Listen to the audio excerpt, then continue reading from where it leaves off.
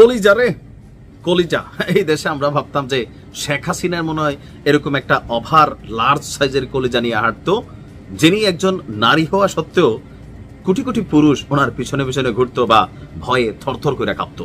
আজকে আমি আমাদের বৈষম্য বিরোধী ছাত্র আন্দোলনের সাবেক কেন্দ্রীয় সমন্বয়ক এবং মুখপাত্র উমামা ফাতেমারা দেখা এমনটাই মনে হচ্ছে। ভাবা যায় সাবেক বৈষম্য বিরোধী আন্দোলনের নেত্রী সমন্বয়ক তিনি আজকে যেই চ্যালেঞ্জ দিয়েছেন গোটা বিএনপির জন্য, এটা একটা অস্তিত্ব রক্ষার লড়াই হিসেবে আসছে। কারণ ছাত্রদলকে যে আলটিমেটাম দেওয়া হয়েছে, এখন আসলে এই জায়গাটা কেন তৈরি হলো?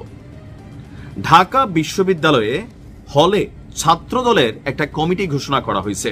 সেই কমিটিটা হচ্ছে আহ্বায়ক কমিটি। তো সেই আহ্বায়ক কমিটি ঘোষণাকে জুলাই অভ্যুত্থানের সঙ্গে বেইমানি আখ্যা দিয়েছেন এই নেত্রী।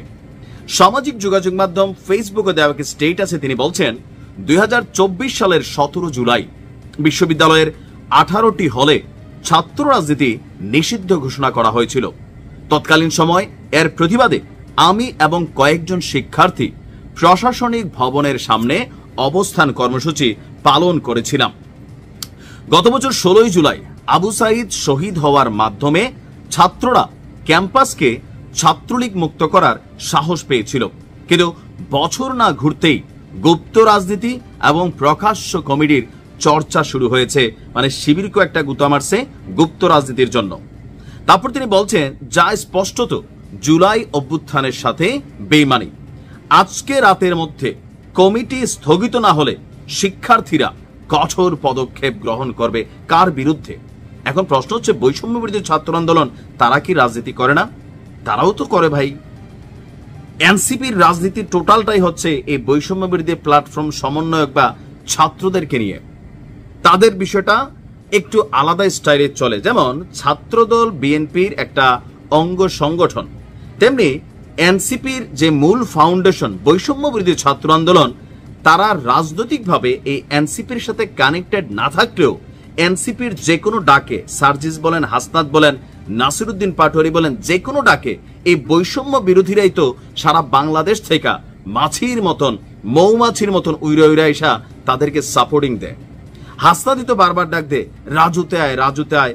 আনসারদের দরণি থেকে শুরু করা সকল জায়গাতে এই বৈষম্য বিরোধী ছাত্র আন্দোলনের যারা ছাত্ররা আছেন তারাই তো কানেক্টেড হয়েছেন।